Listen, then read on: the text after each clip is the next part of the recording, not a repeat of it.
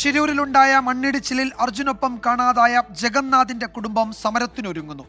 തിരച്ചിൽ അനുവദിക്കാത്തതിനെതിരെയാണ് കുടുംബം പ്രതിഷേധത്തിനൊരുങ്ങുന്നത്. 3 പെൺമക്കൾ അടങ്ങുന്ന കുടുംബത്തിന്റെ ഏക അത്താണിയായിരുന്നു ജഗന്നാഥ്.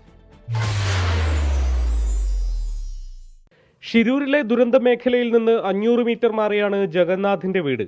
ഇടവഴിയിലൂടെ നടന്നെത്തുന്നത് ഒരു കൊച്ചു വീട്ടിലേക്കാണ്. ഭാര്യയും 3 പെൺമക്കളും അടങ്ങുന്ന കുടുംബം.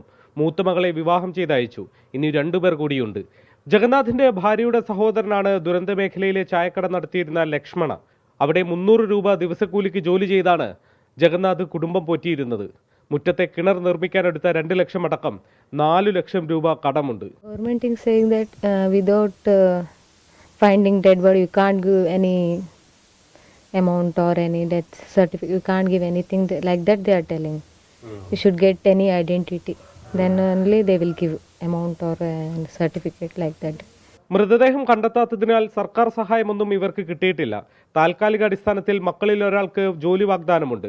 പക്ഷേ അക്കാര്യത്തിലും വ്യക്തതയില്ല.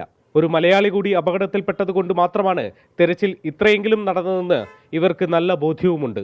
If our Arjun brother is not in that incident, this case will close within 3 to 4 days. Like that only they will do. Kerala people helped us to search till this much days. അച്ഛനെ കണ്ടെത്താൻ സഹായിക്കണമെന്ന പെൺമക്കളുടെ കണ്ണീരു കണ്ടാണ് ഈശ്വർ മാൽപേ ഇന്നലെ തെരച്ചിലിനിറങ്ങിയത്. എന്നാൽ ജില്ലാ ഭരണകൂടം അനുമതി നൽകിയില്ലെന്ന് പറഞ്ഞ് police അത് തടഞ്ഞു. സാഹചര്യം അനുകൂലമായിട്ടും അനുമതി നൽകാത്ത ജില്ലാ ഭരണകൂടത്തിനെതിരെ സമരത്തിനൊരുങ്ങുകയാണ് കുടുംബം.